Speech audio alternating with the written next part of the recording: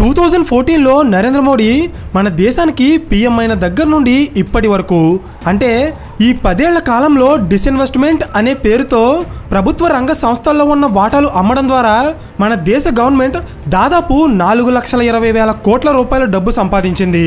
అమ్మేసిన ఈ ప్రభుత్వ ఆస్తుల్లో Air India, Kamarajar port limited, north eastern electric power corporation limited, HSCC India limited, dredging corporation of India and THDC India limited లాంటి ఎన్నో government కంపెనీలు ఉన్నాయి.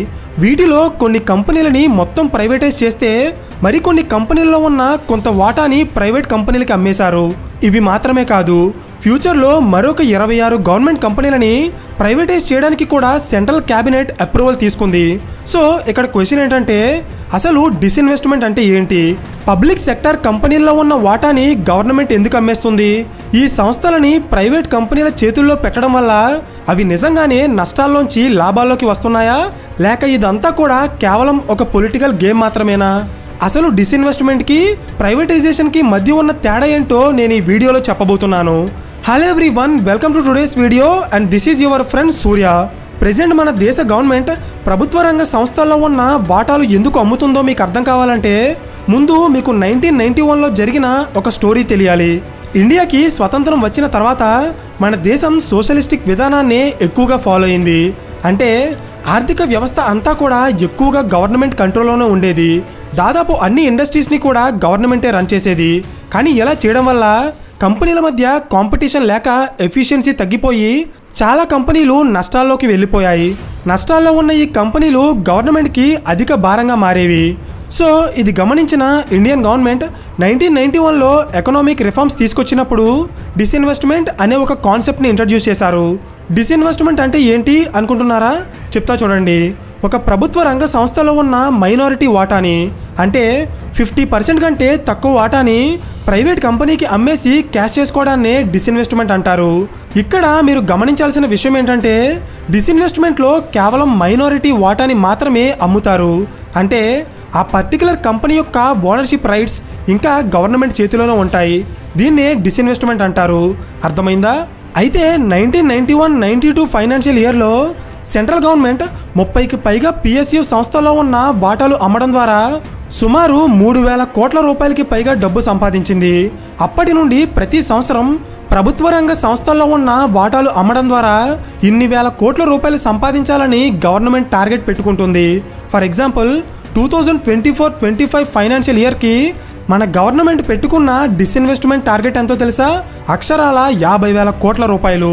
So మీకు డిస్ఇన్వెస్ట్మెంట్ అంటే ఏంటో అర్థమైంది కదా? అయితే ఇప్పుడు అసలు ప్రైవేటైజేషన్ అంటే ఏంటో చూద్దాం. జనరల్గా మన దేశంలో నష్టాల్లో నడిచే గవర్నమెంట్ కంపెనీలు చాలా ఉన్నాయి. Like BSNL, RINL, MTNL etcetera. ఇవి నష్టాల్లోకి వెళ్ళడానికి చాలా కారణాలు ఉంటాయి. ఫర్ ఎగ్జాంపుల్ గవర్నమెంట్ కంపెనీలు ఎప్పుడూ కూడా లాభాపేక్షణతో పనిచేయవు. ప్రజలకి తక్కువ ధరకే ప్రొడక్ట్స్ అండ్ సర్వీసెస్ని అందించడానికో లేదా ప్రైవేట్ కంపెనీల యొక్క ఆధిపత్యాన్ని తగ్గించడానికో మాత్రమే గవర్నమెంట్ కంపెనీలు పనిచేస్తాయి. అందుకే ఈ కంపెనీల్లో పనిచేసే ఎంప్లాయీస్కి ఎలాంటి ప్రెషర్ కానీ టార్గెట్స్ కానీ ఉండవు. సో ఎప్పుడైతే ఒక కంపెనీలో ఎంప్లాయీస్ మీద ఎలాంటి టార్గెట్స్ ఉండవో అప్పుడు అక్కడ వర్క్ ఎఫిషియన్సీ అనేది కూడా తగ్గిపోతుంది. అందుకే మీరు గమనిస్తే చాలా గవర్నమెంట్ కంపెనీల యొక్క ప్రొడక్టివిటీ ప్రైవేట్ కంపెనీలతో పోలిస్తే చాలా తక్కువ ఉంటుంది. దీనితో పాటు మరొక ఇంపార్టెంట్ థింగ్ కాంపిటీషన్.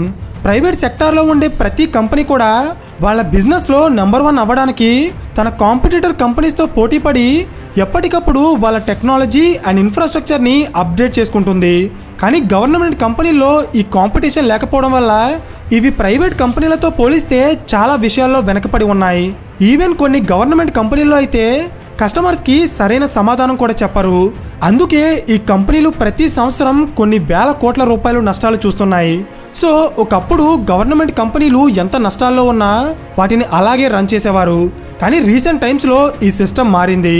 ఈ గవర్నమెంట్ కంపెనీలకి ఉన్న అప్పుల భారాన్ని అలాగే వాటి వల్ల వచ్చే నష్టాలని తగ్గించుకోవడానికి ప్రభుత్వం ఈ కంపెనీలని ప్రైవేట్ సంస్థలకి అమ్మేస్తుంది. దీన్నే ప్రైవేటైజేషన్ అంటారు. ఈ ప్రైవేటైజేషన్ ప్రాసెస్లో ఈ గవర్నమెంట్ కంపెనీల యొక్క ఓనర్షిప్ రైట్స్ కూడా ప్రైవేట్ కంపెనీల చేతికి వెళ్ళిపోతాయి. ఫర్ ఎగ్జాంపుల్ రీసెంట్గా భారీ నష్టాల్లో మునిగిపోయి గవర్నమెంట్కి అధిక భారంగా ఉన్న ఎయిర్ ఇండియాని టాటా కంపెనీకి అమ్మేసి ప్రైవేటైజ్ చేసింది. ఇది మాత్రమే కాదు, ఫ్యూచర్లో నష్టాల్లో నడుస్తున్న మరొక 26 గవర్నమెంట్ కంపెనీలు కూడా ప్రైవేటైజ్ చేయబోతున్నట్టు గవర్నమెంట్ అనౌన్స్ చేసింది. అయితే అసలు ఈ ప్రైవేటైజేషన్ ప్రాసెస్ 2014లో మోడీ వచ్చిన తర్వాతే స్టార్ట్ అయిందా అంటే నో. ఇండియాలో ప్రైవేటైజేషన్ ప్రాసెస్ని స్టార్ట్ చేసింది అటల్ బిహారీ వాజ్పేయి గారు. 1999 నుండి 2004 వరకు ఆయన మన దేశ ప్రధానిగా ఉన్న టైంలో భారీ నష్టాల్లో నడుస్తున్న modern foods, Maruti Udyog, Hindustan zinc, BSNL and Bharat aluminium company BALCO లాంటి 12 గవర్నమెంట్ కంపెనీలని ప్రైవేటైజ్ చేశారు. అయితే అప్పట్లో వాజ్పేయి గారు తీసుకున్న ఈ నిర్ణయాన్ని అపోజిషన్ పార్టీలు అలాగే చాలామంది బ్యూరోక్రేట్స్ వ్యతిరేకించారు. కానీ వన్స్ అవి ప్రైవేట్ కంపెనీల చేతిలోకి వెళ్ళాక ఆ కంపెనీలు నష్టాల్లోంచి లాభాల్లోకి రావడం మాత్రమే కాదు, ఆయా సెక్టార్స్లో ఈ కంపెనీలు మంచి పొజిషన్కి ఎదిగాయి. దీనికి నేను కొన్ని ఎగ్జాంపుల్స్ చెప్తా చూడండి. 2002లో హిందుస్థాన్ జింక్ అనే కంపెనీని గవర్నమెంట్ వేదాంత అనే కంపెనీకి అమ్మేసింది. ప్రెజెంట్ ఈ హిందుస్థాన్ జింక్ అనే కంపెనీ యొక్క మార్కెట్ క్యాప్ ఎంతో తెలుసా? 1,80,000 కోట్ల రూపాయలు. నెక్స్ట్, మారుతి ఉద్యోగ్ అనే కంపెనీని జపాన్కి చెందిన సుజుకి అనే కంపెనీకి అమ్మేసిన తర్వాత ఈరోజు అదే Maruti Suzuki company Indian automobile మార్కెట్లో 50% మార్కెట్ షేర్ని సాధించి నంబర్ 1 పొజిషన్లో ఉంది. అంతేకాదు, విదేశ్ సంచార్ నిగమ్ లిమిటెడ్ బిఎస్ఎన్ఎల్ అనే కంపెనీని టాటా గ్రూప్కి అమ్మేసిన తర్వాత ఇప్పుడు అదే కంపెనీ టాటా కమ్యూనికేషన్స్గా మారి సుమారు 50,000 కోట్ల రూపాయల విలువైన కంపెనీగా ఎదిగింది.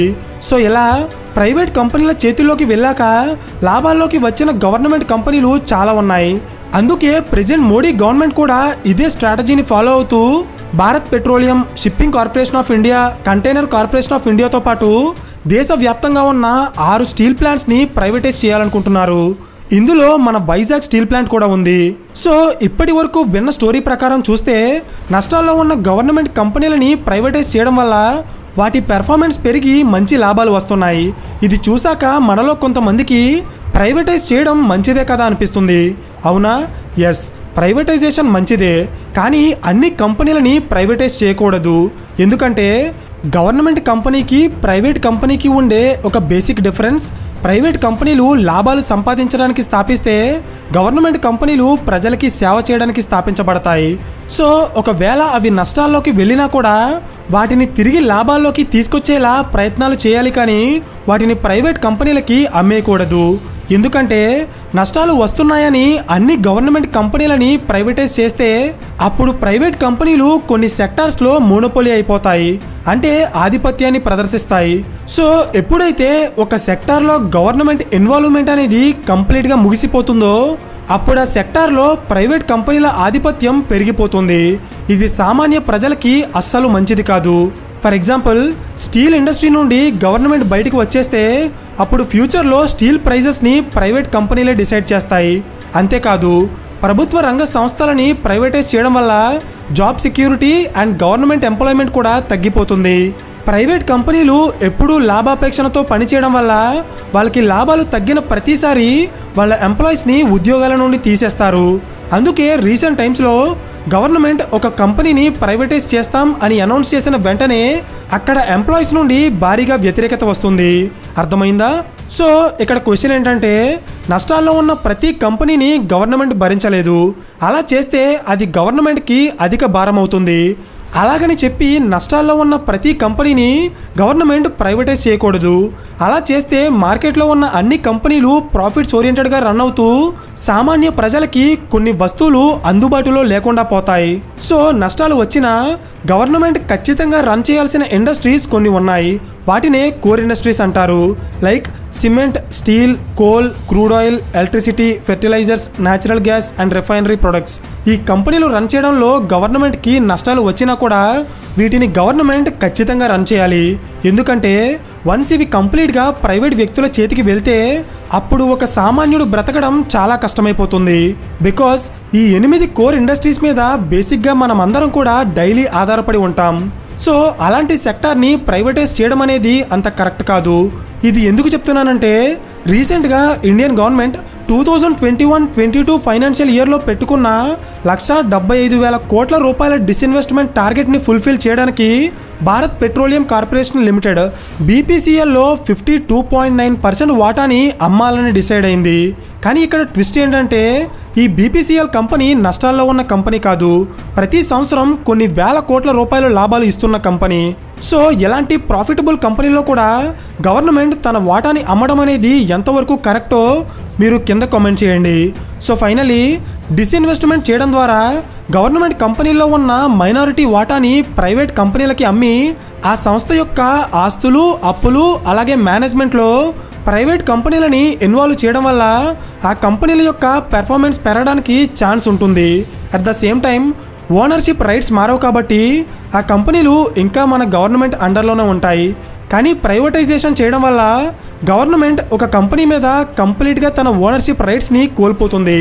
సో అలాంటి సిచ్యువేషన్స్లో మార్కెట్లో మోనోపోలీ క్రియేట్ అవ్వడానికి, సామాన్య ప్రజల మీద ధరల భారం పెరగడానికి ఎక్కువ ఛాన్సెస్ ఉంటాయి. సో డిస్ఇన్వెస్ట్మెంట్కి, ప్రైవేటైజేషన్కి మధ్య ఉన్న తేడా మీకు అర్థమైంది అనుకుంటున్నాను. 2015 నుండి 24 వరకు ఇండియన్ గవర్నమెంట్ డిస్ఇన్వెస్ట్మెంట్ పేరుతో ఎన్ని గవర్నమెంట్ కంపెనీల్లో ఎంత వాటా అమ్మి ఎంత డబ్బు సంపాదించింది అనే అఫీషియల్ డేటాని కింద డిస్క్రిప్షన్లో ఇస్తాను. ఇంట్రెస్ట్ ఉన్న వాళ్ళు ఒకసారి వెళ్ళి చెక్ చేయండి. అండ్ ఇలా గవర్నమెంట్ కంపెనీల్లో వాటాలు అమ్మడం లేదా వాటిని ప్రైవేటైజ్ చేయడాన్ని మీరు సపోర్ట్ చేస్తారా లేదా అనేది కింద కామెంట్ చేయడం మర్చిపోకండి. అండ్ ఈ వీడియో మీకు ఇన్ఫర్మేటివ్గా అనిపిస్తే ఖచ్చితంగా లైక్ చేసి ఇలాంటి మరిన్ని క్వాలిటీ కాంటెంట్ కోసం ఛానల్ని సబ్స్క్రైబ్ చేయండి. So thank you for watching and I will see you in the next video. Till then this is your friend Surya signing of.